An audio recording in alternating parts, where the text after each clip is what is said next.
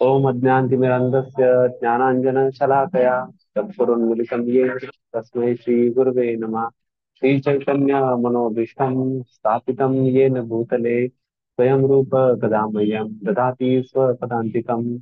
वन्देऽहं श्रीगुरो श्रीयुतपदकमलं श्रीगुरून् वैष्णवांश्च श्रीरूपं साग्रजातं सहगण रघुनाथान्वितं तं सजीवं साद्वैतं सावधूतं परिजनसहितं कृष्णचैतन्यदेवं श्रीराधाकृष्णपदां सहगणललिता श्रीविशाखान्वितान् वाञ्छाकल्पतरुभ्यश्च कृपासिन्धुभ्येव च पतितानां पावनेभ्यो वैष्णवेभ्यो नमो नमः।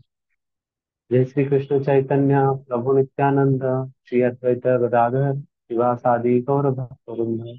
हरे कृष्णा कृष्ण कृष्ण हरे हरे, हरे राम राम राम हरे हरे। अं, परमानंद माधवम कृष्ण चैतन्य देवम।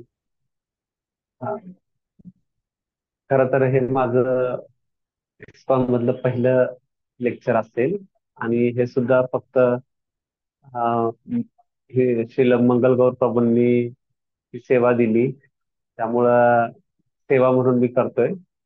सगळ्या वैष्णवांच्या चरणी मी दंडवत प्रणाम करतो की जर काही माझ्या तोंडून अं, सनातन आणि आपल्या इस्कॉन गौडी वैष्णवांच्या बद्दलच एखाद दुसरं काही जर चूक झाली तर ती पोटात घ्या आणि जे काही बरोबर असेल ते केवळ प्रभुपादांचं आहे। आणि दुसरं म्हणजे अं, मी आता पाहिलं तर त्याच्यामध्ये विठ्ठलानंद प्रभू प्रवचन ऐकतायत त्यामुळं मला थोडस मनामध्ये थोडीशी चुकचुक होती की ज्यांनी आपल्याला शिकवलंय त्यांच्यासमोर आपण काय बोलणार। म्हणजे बोलिले जे कुरे वेडी वाकुडे उत्तरे करा क्षमा अपराध महाराज तुम्ही सिद्ध। त्यामुळं विठ्ठल प्रभूंच्या चरणी विशेष प्रार्थना आहे की ते आमचे शिक्षागुरु आहेत आणि त्यांनी म्हणजे ते समोर असताना बोलण्याची मी हिंमत करतोय। त्यामुळं तो जो श्लोक आहे की मुखम करोति वाचालम पंगुम लंघयते गिरिम यत्कृपातमहं वंदे श्री गुरु दीनतारिणम। ते आता खरं होतंय की माझ्यासारखा मूर्ख व्यक्ती मुका व्यक्ती सुद्धा बोलू शकतोय, एखादा पांगळा व्यक्ती पर्वत आरोहण करू शकतोय। जेव्हा गुरुची कृपा होते तेव्हा कुठलीच गोष्ट असं म्हणजे असाध्य नसते। आता जो विषय मधुर गौर प्रभूंनी दिलेला आहे की नातेसंबंध, तर आता नुकताच आपल्याकडे आपण गणेशोत्सव महाराष्ट्रात साजरा केलेला आहे। त्याच्यामध्ये गणपतीच्या आरती झाल्यावर प्रत्येक घरामध्ये काही अ, अभंग वगैरे गायले जातात। जे खाली लोटा अंगण वंदिन चरणन डोळ्यांनी पाहिलं रूप तुझे प्रेमी आलिंगन अनंत पूजन भावे ओवाळी मने नाम। नामदेवांचा अभंग आहे। नामदेवांच्या घरी हसरे विठ्ठल आहेत पंढरपूरमध्ये। तर त्याच्यानंतर आपण म्हणतो त्वमेव माता पिता त्वमेव त्वमेव बंधू सखा त्वमेव त्वमेव विद्या द्रविणम त्वमेव त्वमेव सर्वम मम देव देव। याच्या जवळजवळ सगळे नाते आलेत आपले। आणि हा जो श्लोक आहे हा महाभारतातला आहे। महाभारतामध्ये कुंती देवीच्या प्रार्थना सगळ्यांना माहिती आहे की कुंती देवी जी आहे ती भगवंतांवर खूप प्रेम करायची आणि तिचे प्रार्थना मागच्या आठवड्यामध्ये वनमाली पंडित प्रभूंच्या तोंडून आपण ऐकल्या। तर त्याच्यामध्ये त्यांनी सांगितलं नमो पंकजमाभाय नमो पंकजमालिने नमो पंकजाग्राय नमस्ते तू पंकजा। असं आपण ऐकलं पण ती जी प्रार्थना आहे ती गांधारीने केलेली प्रार्थना। गांधारीचे 100 पुत्रांचा वध जो आहे तो पांडवाकडून झाल्यावर विशेष करून भीमाकडून झाल्यानंतर जेव्हा तिने भगवंतांचा आश्रय घेतला त्यावेळेस तिने हा श्लोक भगवंतांना अर्पण केलाय। त्वमेव माता तूच माता आहे, त्वमेव पिता तूच पिता, त्वमेव माता पिता त्वमेव त्वमेव बंधू सखा त्वमेव तूच भाऊ आहेस आणि तूच सखा आहे। त्वमेव विद्या द्रविणम त्वमेव तूच विद्या आहे तूच ज्ञान आहे आणि आमचं जे द्रव्य आहे धन आहे ते तूच आहे। त्वमेव सर्व मम देव देव तूच काही सर्वस्व आहे आणि तेच माझं सर्वस्व आहे। मम देव देव माझा जो देव आहे तेच माझं सर्वस्व। हे गांधारीने भगवंतांना उद्देशून म्हटलेलं आहे। त्याच्यानंतर भागवतमचा एक श्लोक आहे कायेन वाचा मनसेंद्रिय वा बुद्ध्यात्मना वा प्रकृती स्वभाव. म्हणजे काया वाचा मन या सगळ्यांनी करोमि यत् सकलम परस्मै, जे जे मी करेन नारायणायती समर्पयामि, नारायणाला समर्पण करणे. आणि ह्यानंतर शंकराचार्यांचा अच्युताष्टक आहे. अच्युतम केशवम राम नारायण कृष्ण दामोदर वासुदेवम श्रीधरम माधवम जानकी नायकम रामचंद्र. त्यानंतर आपलं असतं हरे कृष्णा कृष्णा कृष्णा हरे हरे, हरे राम राम राम हरे हरे. ह्या सगळ्या ज्या प्रार्थना आहेत ह्या विशेष प्रार्थना आहेत. कारण याचा जो क्रम आहे तो खूप विशेष आहे. पहिल्यांदा नामदेवांचा अभंग जेव्हा आपण म्हणतो तेव्हा आपल्याला घालील लोटांगण वंदिल चरण, इथून आपण शरणागतीला सुरुवात करतो.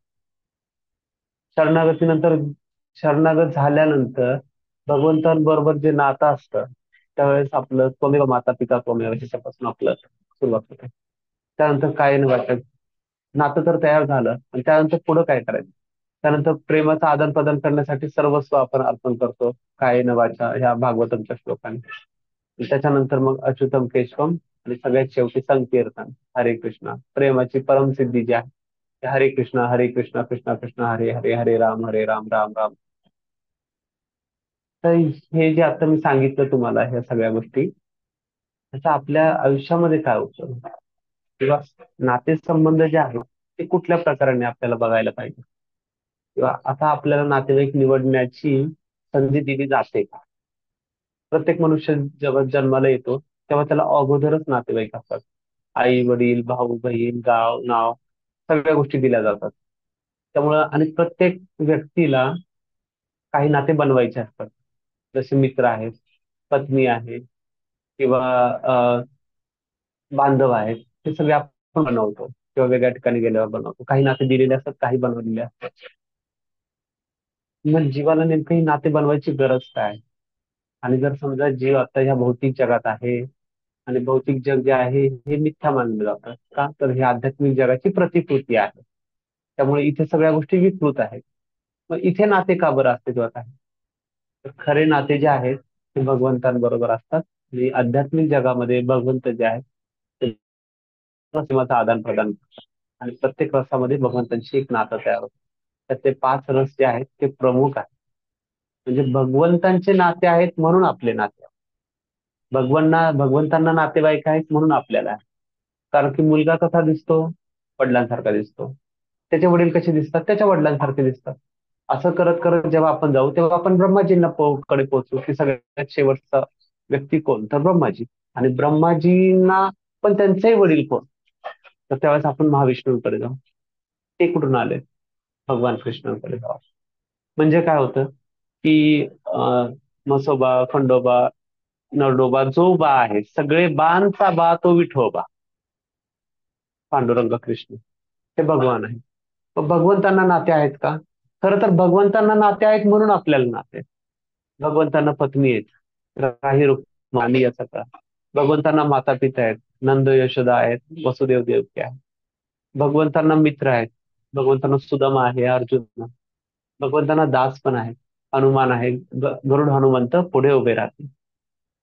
भगवंतांना गायी आहेत का, आहेत. भगवंतांना मोर आहेत का, आहेत. भगवंतांजवळ झाडं आहेत का, सगळं आहे. भगवंताकडे सगळं आहे. म्हणून भगवंताची जी शक्ती आहे, भगवंताच्या 3 प्रकारच्या शक्ती आहेत. एक अंतरंग शक्ती जी राधाराणी आहे, एक बहिरंग शक्ती जी माया देवी आहे, आणि तिसरी तटस्थ शक्ती म्हणजे तुम्ही आणि आम्ही. त्याच्यामध्ये सगळे जीव येतात. आणि जीव सुद्धा एक तटस्थ शक्ती असल्यामुळं ते नित्य आहे, ते कधीच नष्ट होणार नाही. आता जीवाचा आणि भगवंताचा संबंध काय. जीवाचा आणि भगवंताचा प्रेमाचा संबंध. मग तो संबंध आपण विसरल्यामुळे आपण या भौतिक जगात आलोय. तो संबंध परत जाणून घेण्यासाठी काय करायला पाहिजे. अर्थात सेवा केली पाहिजे आणि भक्ती केली पाहिजे. म्हणजे गोष्ट होईल. हा 2 गोष्टींनी होऊ शकतो. एक म्हणजे सेवा. जीवाला प्रेम हवंय आणि सेवा हवंय. कोण देऊ शकतो प्रेम, पुरुषोत्तम फक्त भगवान. प्रेम जे आहे ते भगवंतांकडून येतं, दुसरीकडून येऊ शकत नाही. आणि सेवा जी आहे, सेवा केल्यानंतर जो जीव आहे तो संतुष्ट होतो. भगवान जे आहे, जीव जे आहे ते भगवंतांच्या भोग्य वस्तू आहेत. ज्यावेळेस आपण भगवंताची सेवा करतो तेव्हा आपण अत्यंतिक आनंदाला प्राप्त करतो. आणि भगवंत सुद्धा त्या सेवेने संतुष्ट होतात. भगवंताने सांगितले भक्तारम यज्ञ तपसाम सर्व लोक महेश्वर भगवती सगळ्या ज्या काही यज्ञ तप आहेत त्या सगळ्याचे भोगता केवळ भगवान आहे. आपण भोगण्याचा प्रयत्न केला तर आपण असफल होतो. आता हे झाल्यानंतर आपण इथे जीव पडले तर आहे या भौतिक जगामध्ये, आणि इथून जाण्यासाठी आपल्याला सेवा करायची आहे. परत आपल्याला ज्ञान मिळवायचंय तर आहे. आपल्याला आपण सोडता येईल आपल्याला सगळ्या लोकांसाठी मंदिरात जाऊन राहणं किंवा वनामध्ये जाऊन वानप्रस्थ स्वीकारणं किंवा संन्यासी म्हणणं, तेवढा इंद्रियांवर आपला ताबा आहे, तेवढी आपली शक्ती आहे का, तेवढी तपस्या आहे का? ते नसताना मग आपण हे कसं विचार करू शकतो? मग आपल्या नात्यांचं करायचं काय? मग भगवंतांबरोबर नाते जोडल्यावर ही नाते तोडून टाकायची, ह्या नात्यांना काही अर्थ नाहीये. तर ह्या बाबतीमध्ये मी जेवढं ऐकलंय त्याच्यानुसार बोलण्याचा प्रयत्न करतो की नाते जे आहेत ते आपल्याला आपल्या पूर्वजन्माच्या कर्मानुसार आपल्याला त्या त्या व्यक्तींचा संग मिळतो. त्यामुळे कुठलंही नातं जे आहे त्या समोरचा व्यक्ती जेवढा जबाबदार आहे तेवढा आपणही जबाबदार आहोत. त्यामुळे नात्यामध्ये पहिल्यांदा आपल्याला जबाबदारी घेणं गरजेचं आहे. म्हणजे कसं, ज्यावेळेस आपल्याला कुठलेही आपल्या आजूबाजूचे नाते आहेत त्याच्याबद्दल आपल्याला मनात कुठलाही स्वार्थ नसायला पाहिजे. निस्वार्थी भावनेने आपण नाते स्वीकारले पाहिजे. पण नाते स्वीकारले पाहिजे मग त्याच्यामध्ये आसक्ती झालं पाहिजे का? तर तसं नाही.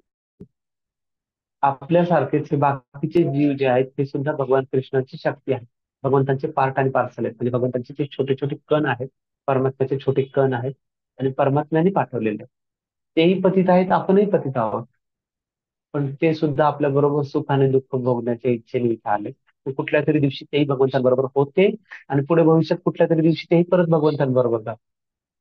त्यामुळे त्यांच्याबद्दल आपल्याला तो आदर ठेवला पाहिजे की हे जे जीव माझ्या आजूबाजूला आहेत, ते माझी आई असेल, वडील असेल, जे कोणी असतील, ते सगळे भगवंतांचे शाश्वत सेवक आहेत.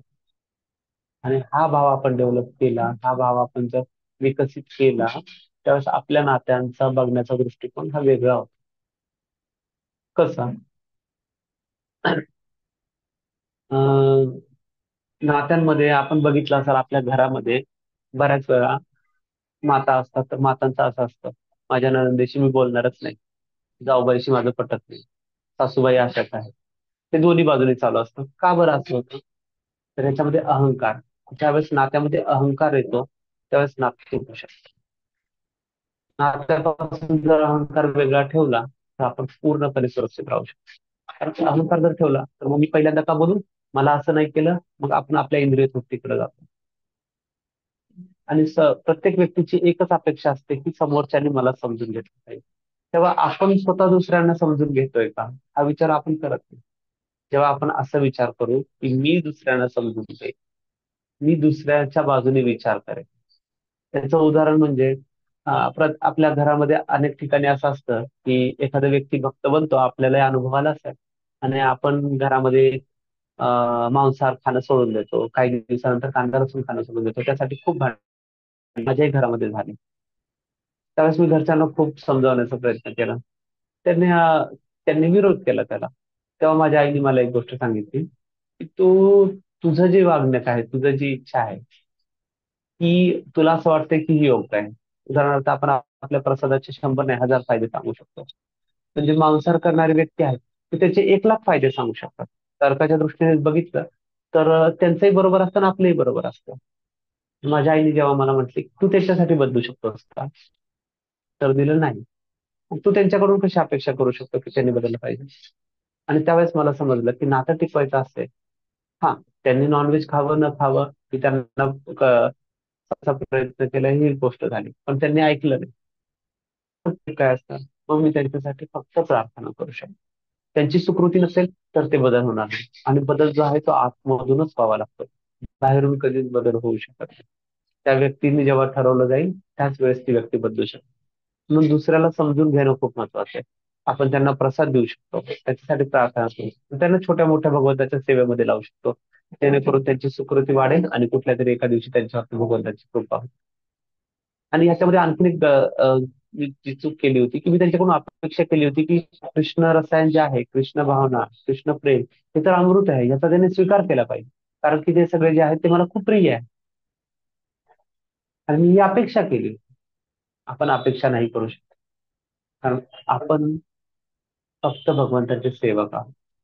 आपल्याला भगवंतांनी एक छोट्या प्रमाणात स्वातंत्र्य दिलेलं आहे, पण भोगता भगवंतच आहे. तेव्हा आपण केवळ प्रार्थना करू शकतो.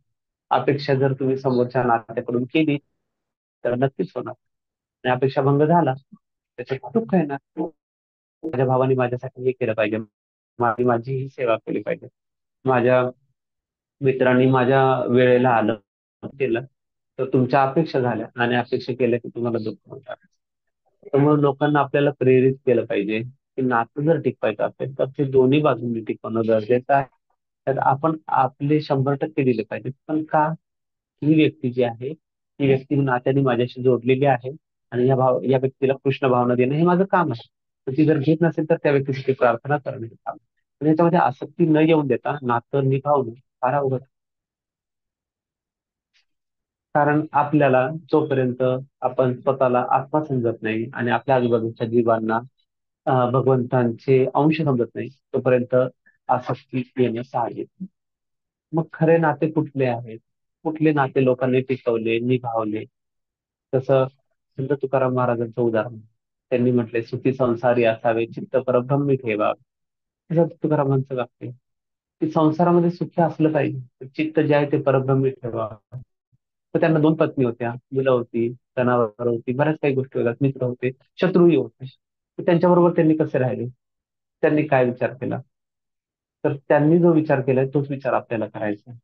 की आपली नाते जे आहेत, त्या भौतिक जगातील जरी असले, की नष्ट होणारे जरी असले, तरी सुद्धा आपल्याला निभावणं गरजेचं आहे. पूर्ण निष्ठेने निभावणं गरजेचं आहे. कारण कर्मयोगामध्ये भगवंतांनी सांगितलं की कर्म भगवंताच्या प्रती केलं पाहिजे. त्याच्यात धनार्जन झालं. माणसांचं पण आपल्याला मन राखलं पाहिजे. कारण कुठल्याही जीवांची प्रती आपण जर अपराध केला तर भगवंतांना ते सहन होणार. याच्यामध्ये भगवंतांनी अं, काही भगवंत जे आहेत ते पूर्ण पुरुषोत्तम भगवान. आपण काही नाते बघूया जे भगवंतांनी निभावली. पहिलं नातं असतं आपलं आई वडिलांचं. आई वडिलांच्या नात्यामध्ये पण भगवंतांनी पूर्णत्व गाठलं. वडिलांच्या वचनासाठी भगवान रामचंद्र 14 वर्ष वनवासाला गेले. तसं शिवाजी महाराज जे होते त्यांनीही आई वडिलांना शिरोधारी मानलं आणि स्वराज्य निर्माण केलं. त्यांची एक छोटी कथा सांगतो तुम्हाला. शिवाजी महाराज लहान होते, जिजामातेबरोबर ते बेंगलोरला गेले होते शहाजी राजांचं राज्य तिथं होतं. त्यावेळेस शहाजी राजांच्या राज्यामध्ये नागदाण्याचे कार्यक्रम चालू. शिवाजी महाराजांचे मोठे बंधू जिजामातेचा पहिला पुत्र संभाजी, ते पहिल्या नंबरचे होते आणि शिवाजी महाराज 6व्या नंबरचे होते. त्यामुळे मध्ये 4 मुलं जी होती ती जिजामातेची जन्मताच गेली. त्यामुळे या दोघांमध्ये बरंच अंतर आहे.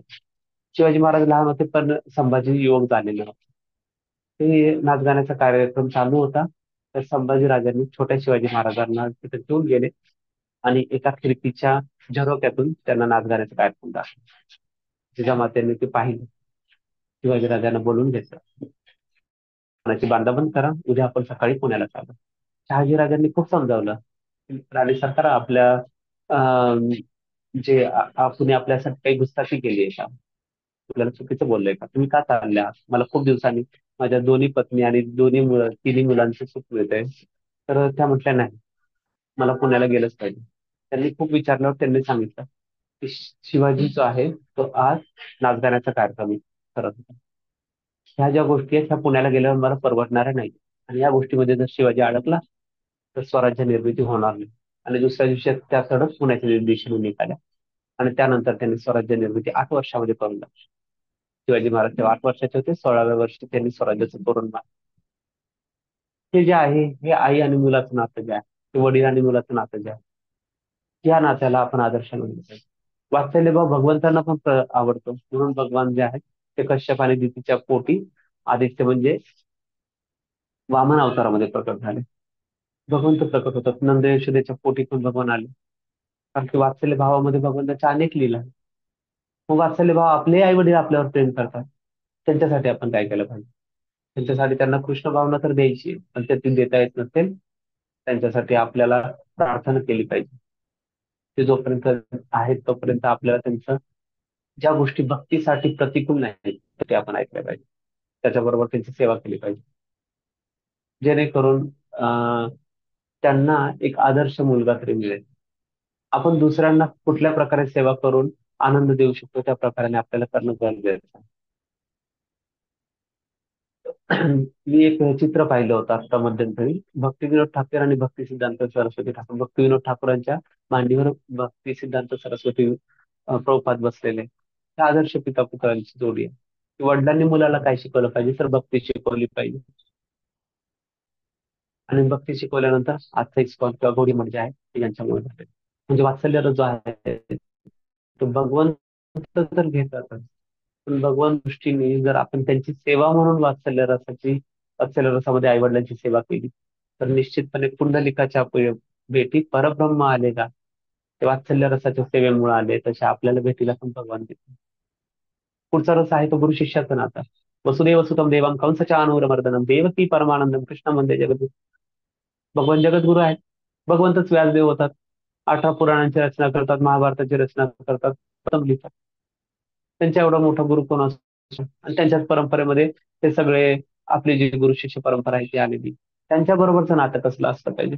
आ- जसे माझे आता शिक्षा गुरु इथं समोर आहेत, मी जे बोलतोय मला माहित नाहीये. त्यानंतर मी पुन्हा पुन्हा अपराधाची क्षमा मागतोय की काही जर चुकून बोललं असेल तर कृपा करून क्षमा करा. तर जे गुरु आहेत, गुरुतत्व जाणलं पाहिजे, कारण की गुरुच्या मुळेच आपल्याला पुनर्जन्म मिळतो, आपल्याला ज्ञानाची दारं उघडी होतात आणि भगवंत भेटतो. गुरुशिवाय भगवंत भेटू शकत नाही. संत कबीरांनी पण म्हणजे की गुरु आणि गोविंद समोर उभे राहिले तर कोणाचे पाय धरलं, तर पहिल्यांदा गुरुचे पाय धरले. त्यामुळे हे सगळ्यात पवित्र नाते आहे आपल्याला, तेच नातं जपणं हे आपलं कर्तव्य नाहीये. तर हाच आपला प्राण आहे, हेच आपलं जीवन आहे. गुरु शिष्याच्या नात्याबद्दल बोलायला गेलं तर पुन्हा एखादं लेक्चर होईल. ज्यावेळेस स्वामी विवेकानंद रामकृष्ण परमहंसांना भेटले, तेव्हा त्यांनी म्हटले की मला भगवान बघायचे. तर रामकृष्ण परमहंस म्हटले मी तुला भगवान मी पाहिलेलं आहे आणि तुला दाखवू शकतो.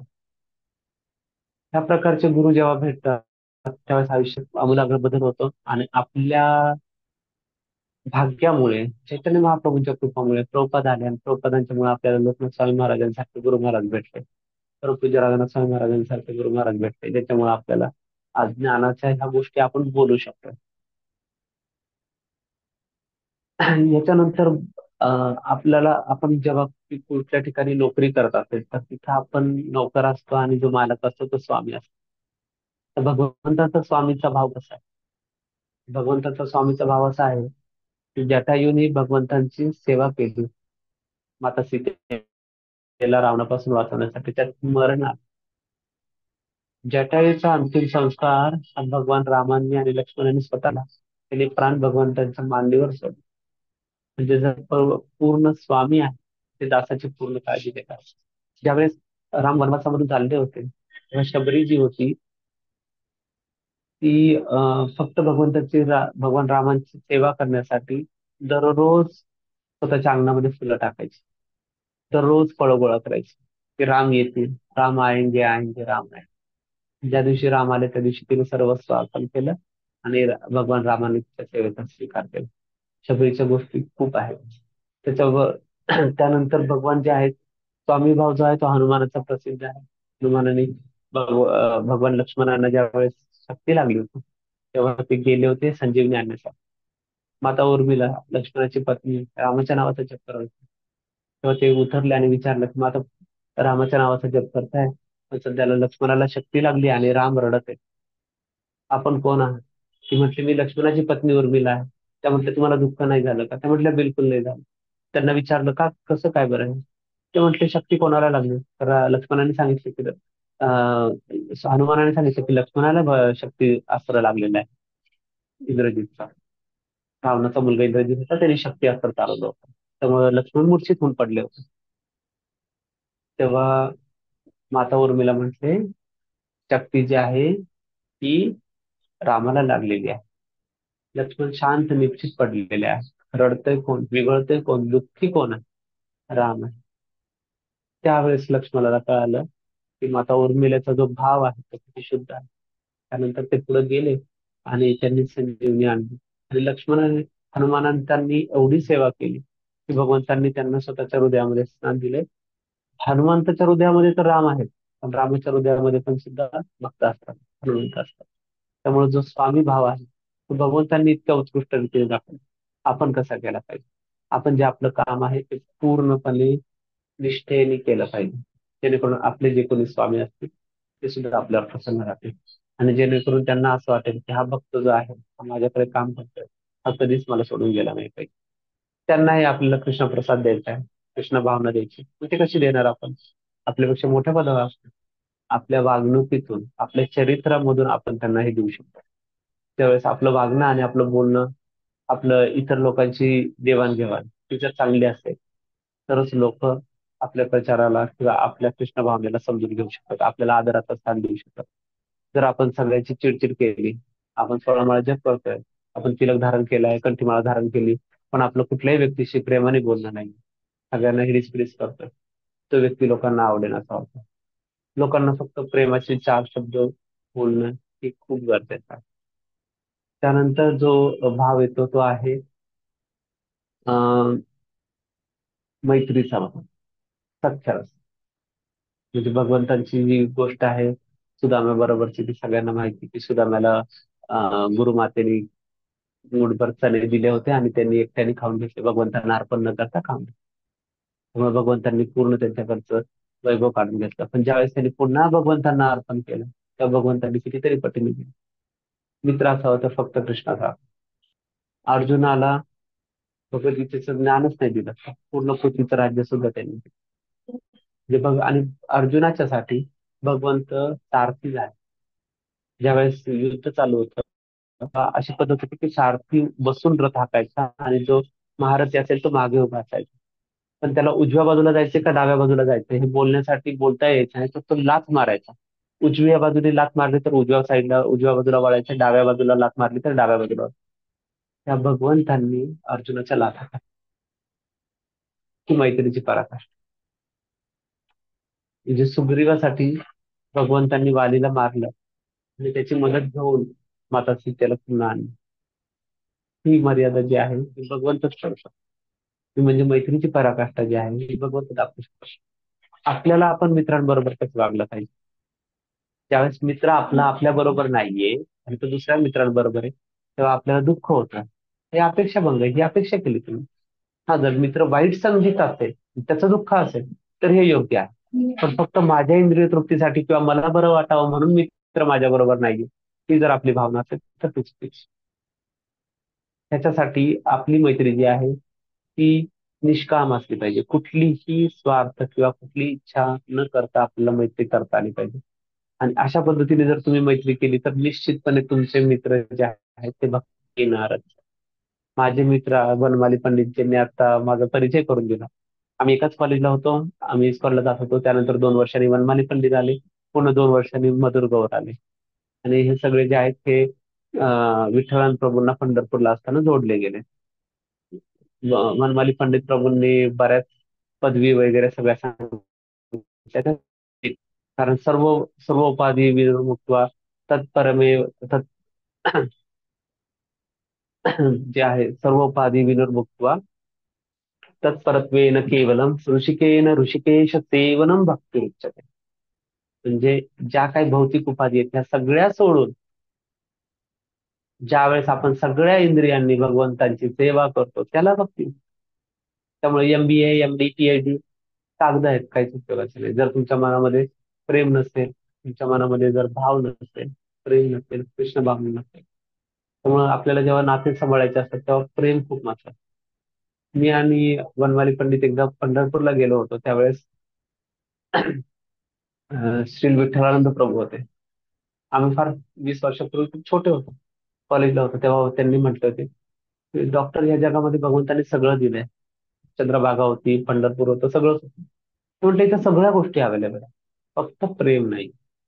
मी ज्यावेळेस त्यांना विचारलं होतं की इतके इंजिनिअरिंगची मुलं तुमच्याशी कसे जोडले जातात, ते म्हटले काहीच करत नाही मी, फक्त प्रेम जे आहे ही गोष्ट त्यांच्याकडे नाहीये.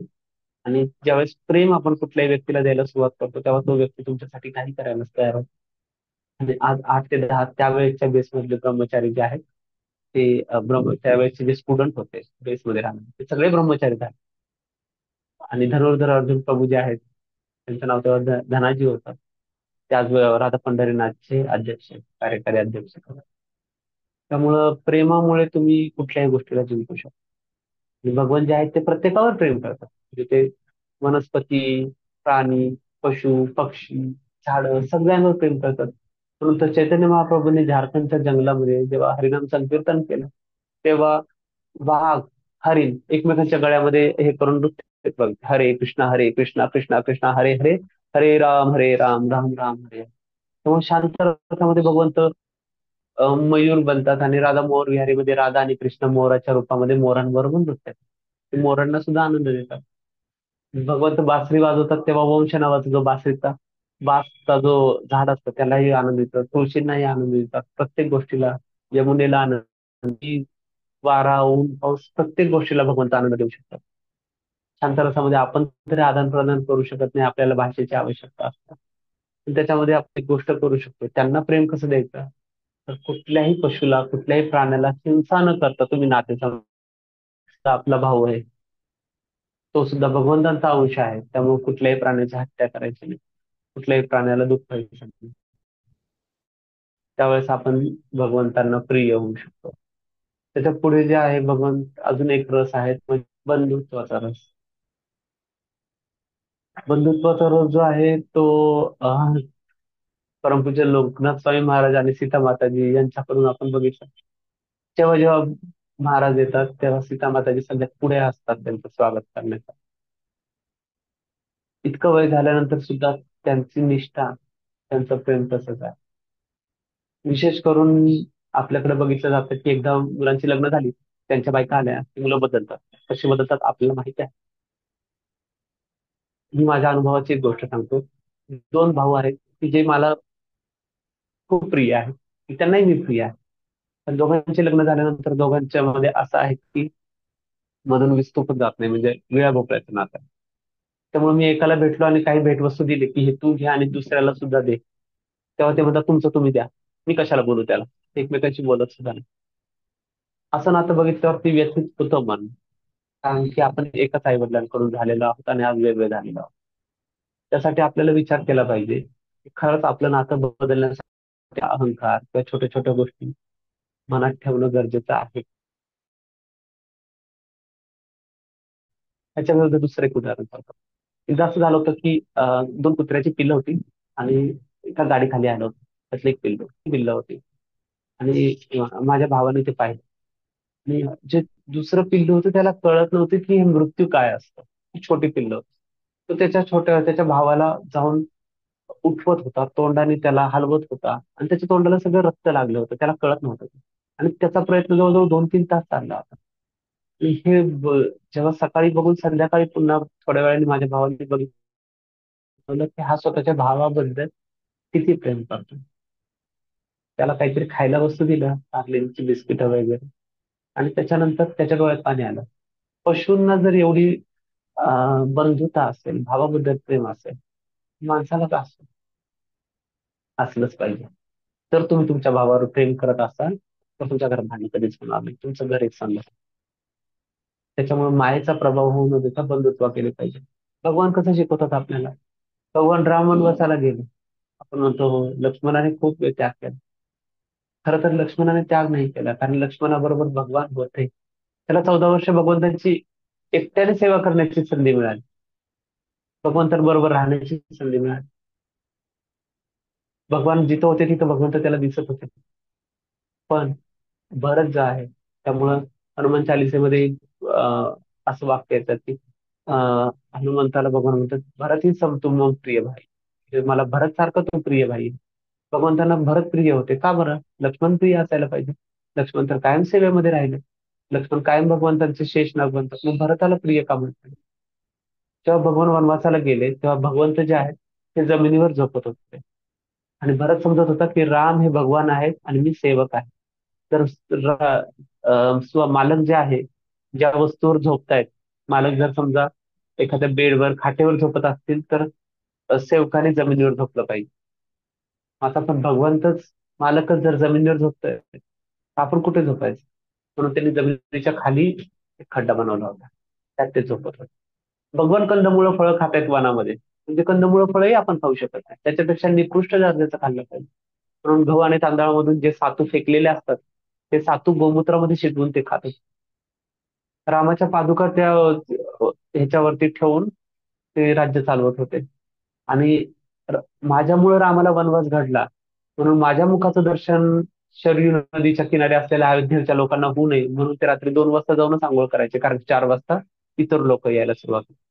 जेव्हा राम परत आले, तेव्हा त्यांनी सांगितलं की जेवढे दशरथ महाराजांनी खजिना सोडला होता त्याच्या 10 गुणा, 10 पट खजिना मी तुमच्यासाठी ठेवलेला आहे.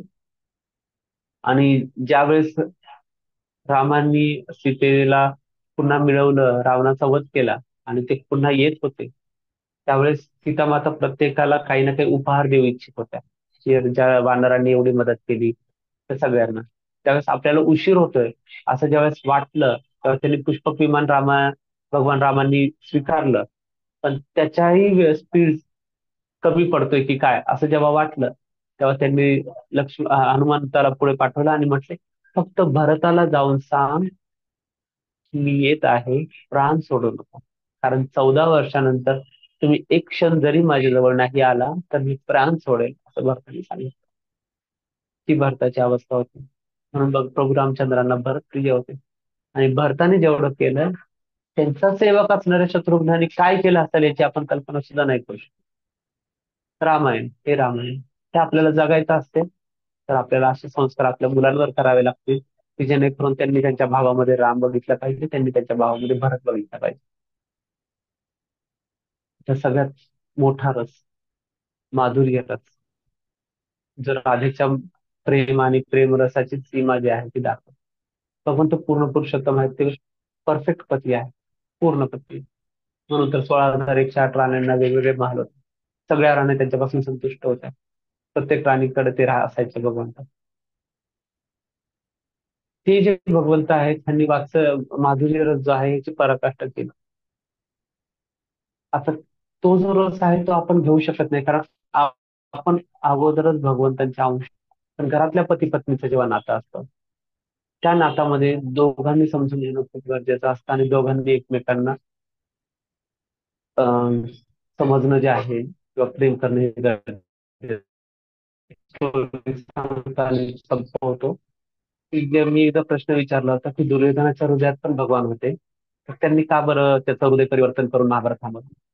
प्रत्येकाला भगवंतांनी जे स्वातंत्र्य दिलंय त्यामुळे भगवंत असं करू शकले नाही. आणि तसं जर केलं असतं भगवंतांनी, तर ह्या प्रपंचाची गरजच नव्हती. पती पत्नीने शक्यतो करून एकमेकांना समजून घेतलं पाहिजे, एकमेकांचा आदर केला पाहिजे. आणि ज्यावेळेस परिस्थिती खूप हाताच्या बाहेर जाईल, त्याच वेळेस आपण ते नातं जे आहे ते तोडण्याचा विचार करू शकतो.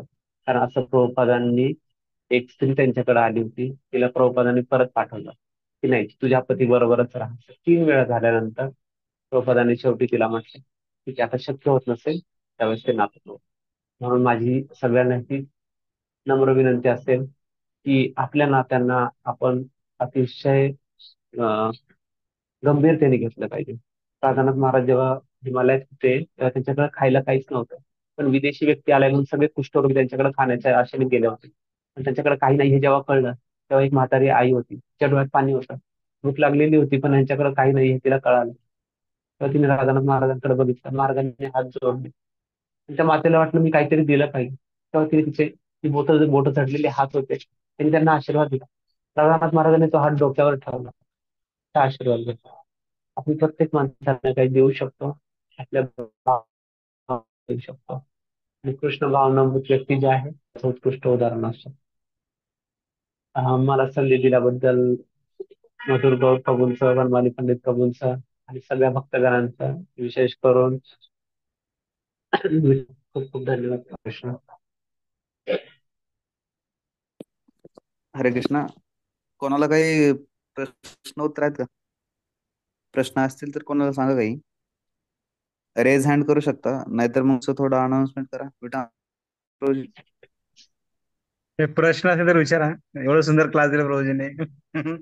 प्रश्न नक्कीच असायला पाहिजे. तर माझाच एक प्रश्न होता प्रभूजींना. तर हम्म, प्रभूजी प्रभूजी प्लीज. प्रभूजी सगळ्यांच्या वतीने प्रश्न आहे मला. पहिला क्लास आहे प्रभूजी माझा. नाही, सगळ्यांच्या वतीने प्रश्न आहे. तर असं आहे की रिलेशन मेंटेन करतो बरं का आम्ही. पण कधी कधी पाहतो की समोरचा व्यक्ती म्हणजे अपेक्षा तर आपल्या असते की त्याच्याकडून काहीतरी अपेक्षा. पण कधी कधी मग ते रिलेशन मध्ये कृष्ण म्हणजे ते रिलेशन थोडस आपण अपेक्षा जास्त ठेवून त्याची वागण्याचा प्रयत्न करतो, तो आपला अपेक्षा पूर्ण न केल्यामुळे ते प्रति आपल्याला द्वेष निर्माण होते. अशा वेळी काय करायचं म्हणजे, जसं तुम्ही म्हणले ना अपेक्षा ठेवू नये, पण अपेक्षा ठेवतो आणि त्या अपेक्षा पूर्ण नाही झाली की द्वेष भावना निर्माण होते. त्यावेळी काय करायला पाहिजे, एक क्वेश्चन होता. हा, तर याचं उत्तर प्रभूजी माझ्यापेक्षा खूप छान देऊ शकतात. त्यांना उत्तरही माहित आहे. मी माझ्या मी प्रयत्न करतो. अं, ज्यावेळेस याचं एक छोटस हे सांगतो की भगवान राम जेव्हा युद्धाला उतरले तेव्हा समोर रावण होता आणि रावणने पहिल्यांदा भगवान रामाचं दर्शन घेतलं. जेव्हा रामाचं दर्शन घेतलं तेव्हा रावणाला 10 तोंड होती, बुद्धी जास्त होती. रामाचं वर्णन करायला सुरुवात केली. ते म्हटले किती सुंदर आहे. आणि भगवंतांच्या बद्दल त्याच्या मनात प्रेम यायला लागला. आणि ज्यावेळेस भगवंतांनी त्याला म्हटले ठीक आहे, तुझं एवढं जर असेल तर सीतेला परत देऊन टाक. त्यावेळेस पुन्हा त्याचा क्रोध अहंकार जागृत झाला आणि तो म्हटला नाही, सीतेला मी देऊ नाही शकत. मग ते म्हटले युद्धाला तयार हो. ज्यावेळेस कुठल्याही व्यक्तीबद्दल आपल्याला द्वेष होतो त्यावेळेस पहिल्यांदा हा विचार केला पाहिजे आपण की त्या व्यक्तीच्या प्रती आपण पुढे अपराध करायला नको, पहिली गोष्ट. आणि द्वेष आता आपला नष्ट कसा करायचा, तर क्षमा जे आहे ते सगळ्यात मोठं तर आपण एवढं क्षमा का केली पाहिजे. त्या व्यक्तीने आपलं खूप नुकसान केलंय, आपल्या घरातले लोक करतात. भावाभावांच्या मोठ्या मोठ्या केसेस चालू असतात. आई वडील मुलांच्या विरुद्ध केसेस चालू असतात, प्रत्येकाचे चालू असतात. तर त्यावेळेस आपण काय केलं पाहिजे. माझ्या स्वतःचाही अनुभव होता. अशा वेळेस काय केलं पाहिजे. द्वेष येतो ही आपली एक भावना आहे. पण भगवान रामांनी तेव्हा सगळ्या वानरांना आपलंस केलं, भगवान कृष्णांनी 16 हत्यांना आपलंच केलं. त्याच्यातून आपण एक गोष्ट शिकली पाहिजे, किंवा जेवढ्या राक्षसांचा भगवंतांनी वध केला तेव्हा त्यांचं अल्टिमेट गोल जे होतं, अल्टिमेट ध्येय जे होतं ते कृष्ण प्राप्त होतं. आणि हे जे सगळे जीव आहेत हे आज ना उद्या कृष्णाचे जीव आहे, कृष्णाचे अंश आहेत आणि ते आज न उद्या प्राप्त करणार. भगवंतांच्या कुठल्याही जीवाला भले तो आता विरुद्ध वागत असेल. आज माझ्या ऑफिसमध्ये माझ्या विरुद्ध पॉलिटिक्स होतं, सगळ्यांना अनुभव आहे. पण कलियुगात असल्यामुळे ते तसे वागतायत. आणि ज्यावेळेस जर मी त्यांचा द्वेष केला तर भगवंताचा द्वेष होणार नाही. कारण ते भगवंत म्हणजे राधानाथ महाराजांच्या पुस्तकामध्ये ते नेहमी असं म्हणतात की त्यांना जे घनश्याम बाबा भेटले होते ते प्रत्येकाला म्हणायचे, अरे तू कृष्णाचा मित्र नाही पावलं पाहिजे, तू कृष्णाने पाठवलेला त्याचा सखा आहेस, मी बाबा पावलं पाहिजे. ही जेव्हा भावना येते तेव्हा कोणाबद्दलच द्वेष राहत नाही. आणि ज्यावेळेस आपण प्रत्येकाला क्षमा करू शकतो त्यावेळेस आपण खऱ्या अर्थाने शरणागत होऊ शकतो. त्यावेळेस भगवान राम आपल्याला स्वीकारतील, भगवान कृष्ण आपल्याला स्वीकारतील, जेव्हा आपण प्रत्येकाला आहे त्या पद्धतीने स्वीकारू. त्याची द्वेष भावना जी आहे त्यापुरती आहे. पण आपण कायमस्वरूपी इथे राहणार आहोत का, हे जग शाश्वत नाही. मग आपली भावना तरी शाश्वत का ठेवायची. आपण का बरं त्याच्यावर द्वेष करायचा. ठीक आहे त्याने आपल्याबरोबर वाईट वागला, पण आपण त्याच्याबरोबर वाईट न वागता त्यावेळेस तुम्ही एक काम करू शकता की आपण त्याला थोडासा आपल्या जीवनापासून बाजूला ठेवू शकतो. त्याच्यासाठी प्रार्थना करू शकतो की भगवान त्याला चांगली बुद्धी दे. आणि त्यावेळेस आपला द्वेष जो आहे तो हळूहळू मावळेल, एका दिवसामध्ये नाही मावळत. आणि ही गोष्ट करणं खूप अवघड आहे. त्यासाठी पहिल्यांदा आपण स्वतःलाही माफ करायला शिकलं पाहिजे आणि दुसऱ्यांनाही माफ करायला शिकलं पाहिजे. स्वतःला माफ करायला शिकलं पाहिजे म्हणजे कसं, भक्तीमध्ये खूप चढ उतार येतात. कधी कधी आपण अपराध करतो, वैष्णव अपराध पण करतो, काही नियमांचे पालन करण्यामध्ये चूक होते. त्यावेळेस स्वतःला अपराध केलं तर आपण पुढे जाऊ शकतो, नाही तर त्या आपण अपराधी भावनेमध्ये आणखी डिप्रेशन मध्ये किंवा नैराश्यात जाऊ शकतो. दुसऱ्यांना ज्यावेळेस आपण क्षमा करायला लागतो, जे छोटे असतील मोठे असतील, त्यावेळेस आपल्या डोक्यावरचं ओझं कमी होतं. जर दुसऱ्यांना क्षमा करतो आपण त्यावेळेस आपल्या डोक्यातून त्या माणसाचे विचार निघून जातात आणि ती जागा आपण भगवंतांच्या विचारासाठी देऊ शकतो, कारण आपल्याला फक्त विचार बदलायचे. कृष्ण भावना म्हणजे काय? आपण इतर लोकांप्रमाणे सगळ्या गोष्टी करतोय, पण कृष्णाला आपल्या जीवनाच्या केंद्रस्थानी ठेवलंय. बाकीचे जे लोक आहेत, बाकीचे भौतिक लोक आहेत, ते स्वतःला केंद्रस्थानी ठेवतात. त्यामुळे ते नैराश्यात जातात. पण आपण कृष्ण भावनेमध्ये येऊन दुःखी राहणं चांगली गोष्ट नाही. जर आपल्याला तसं राहायचं असेल तर आपण प्रत्येक जीवाबद्दल हा विचार केला पाहिजे. ठीक आहे, त्याला कळत नसेल किंवा त्याचं ज्ञान नसेल, तो भौतिक विचारात असेल, पण त्याला आपण क्षमा केली पाहिजे. आणि द्वेष भावना घालवण्यासाठी आपण स्वतः भगवान प्रार्थना केली पाहिजे की या व्यक्तीबद्दल माझ्या मनातला द्वेष जाऊन दे, या व्यक्तीला तुझं प्रेम दे. राधाराणीला प्रार्थना केली पाहिजे की ह्या व्यक्तीला तुझ्या चरणाशी घे.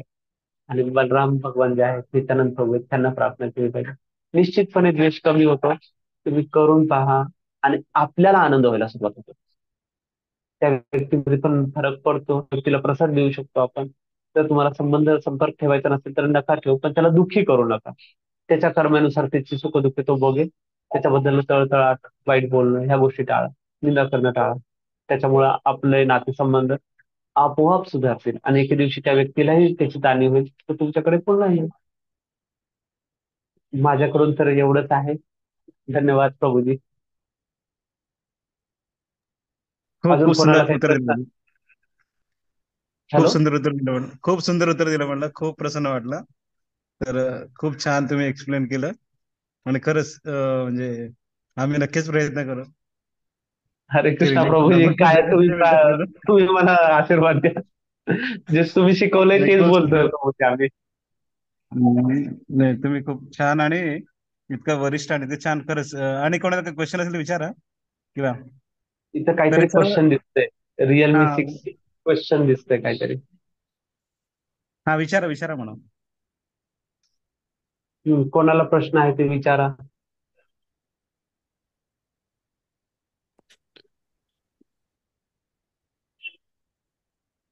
हॅलो. हॅलो, हरे रिअलमी कृष्ण. 6 मध्ये पण क्वेश्चन, हा बोला. आप रिलेशनशिप मध्ये आपण असं कधी होतं की आपण एखाद्या व्यक्तीवर खूप प्रेम करतो आणि नंतर ना मग आपणलाच यूज केला जातो, म्हणजे पैशाच्या असेल किंवा मग पुढे जाऊन तीच व्यक्ती आपली फसवणूक करते. मग त्या सिच्युएशन मध्ये कसं डील करायचं? भौतिक जगामध्ये हे 100% होणारच आहे. एक व्यक्ती नाही, प्रत्येक व्यक्ती. तुमच्या नात्यामध्ये तुमचे भाऊ असतील, आई असतील, सगळे असतील. कारण की भौतिक जगामध्ये जोपर्यंत आपण स्वतःला केंद्रस्थानी मानतो, ती व्यक्ती स्वतःला केंद्रस्थानी मानते, त्यावेळेस फसवणूक करणं हा जीवाचा स्वभाव आहे. तर आपल्यामध्ये 4 दोष असतात, अपूर्ण इंद्रिय आहेत आपली.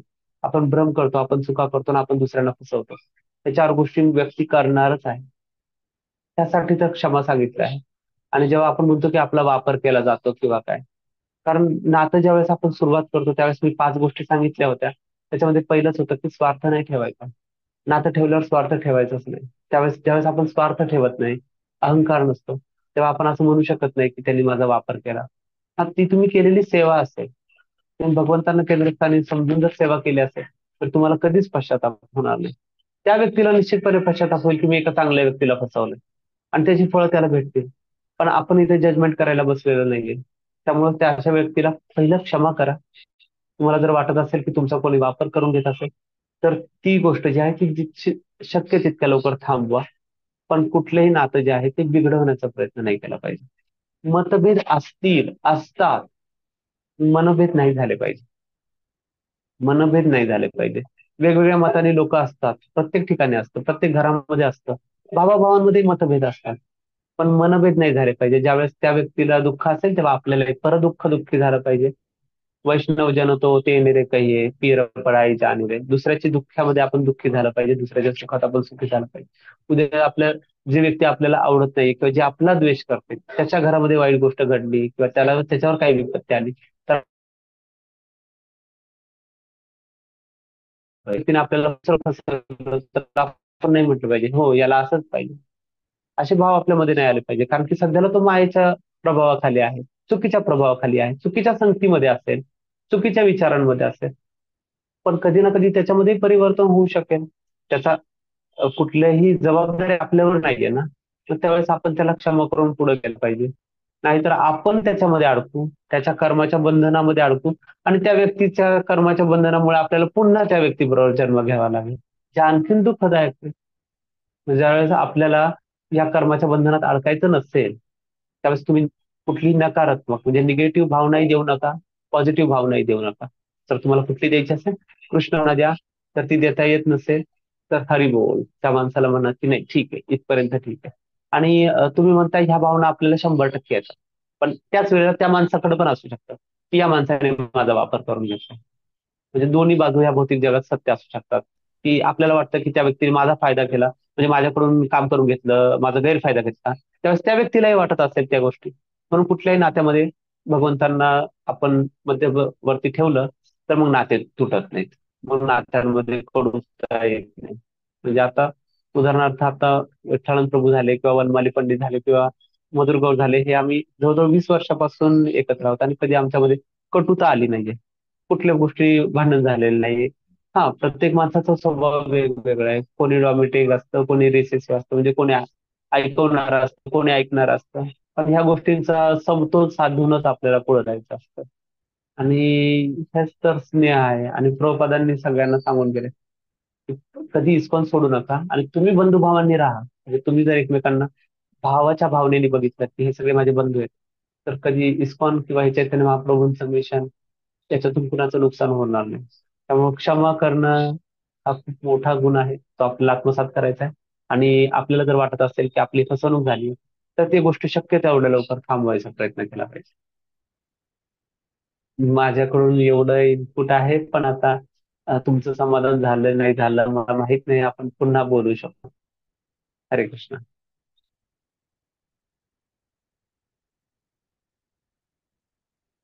ओके. अरे अनुभव वगैरे काय अनाउन्समेंट काय अंतर्यामी. आपण थांबू शकतो प्रोजेक्ट, टाइम आणि झाला. आता हे सगळं युट्यूबवर येणार आहे, सगळ्यांना अनाउन्समेंट करायला लागेल युट्यूबवर, तुम्ही ऐकू शकता. हा, हरे कृष्णा. आपले जे प्रवचन जे होतात ना आपले, तर समजा ज्या भक्तांना जॉईन नाही केलंय, आपले ISKCON youth forum I Y Beed म्हणून आपले युट्यूब चॅनल आहे. तर ते मी ग्रुप ऑलरेडी लिंक टाकलेले आहे, किंवा अजून परत एकदा टाकतो. तर ते सगळ्यांनी सबस्क्राईब करा. अजून त्याच्यावर आपले जवळचे लोक असतील त्यांना सेंड करा तुम्ही ते. प्रभूजी, आणि लिंक जरी आपण, डबल टाकले तर बरं होईल. हा चालतंय प्रभूजी, मी टाकतो आता लगेच हे झालं की. आजचं जे प्रवचन आहे ना त्याची लिंक पण मी सेंड करतो लगेच. ज्यांना प्रवचनला लाईव्ह नव्हते समजा, ते तुम्ही रेकॉर्डेड तुम्ही ऐकू शकता परत. आणि प्रवचनने आज आपल्याला नातेसंबंध एवढं छान प्रवचन दिलं आहे, असं त्याची आता म्हणजे विठाम प्रवचने त्याची स्तुती केली, आपण काय करणार आता.